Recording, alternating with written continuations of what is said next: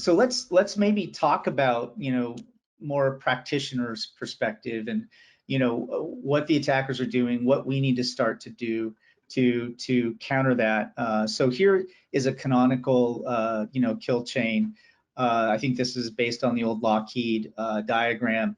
I guess my first question is really, has the kill chain changed fundamentally? Is this even still a valid view of the world? Maybe I don't know, Fred, if you want to comment on, or if TK you want to take this one, but it's a big question in my mind.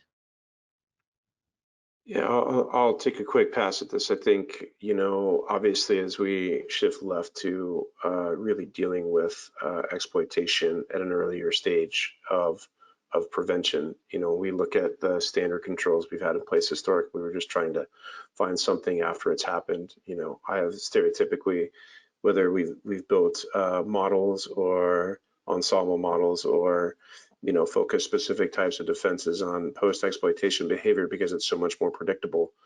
We don't have the luxury of doing that. So irrespective of sort of the kill chain, when we think about how to disrupt it, we have to move further left. And I mean, as a provider and a security vendor in this case, we are absolutely focused on that area in addition. So I think maybe it's not a question of whether or not the kill chain has changed, right? You have to get from stage to stage. That's sort of the litmus of the kill chain, but what you've got to do in order to disrupt it has changed substantially. Absolutely, new tools, new processes in the SDLC. Tom, I would imagine your perspective is similar here. Is there any one aspect of the kill chain that's more important to disrupt than others, or is it a completely different picture at this point? The adversary is not operating in a linear fashion anymore. They're operating in an iterative cyclical cycle. Reconnaissance doesn't occur once, it continues.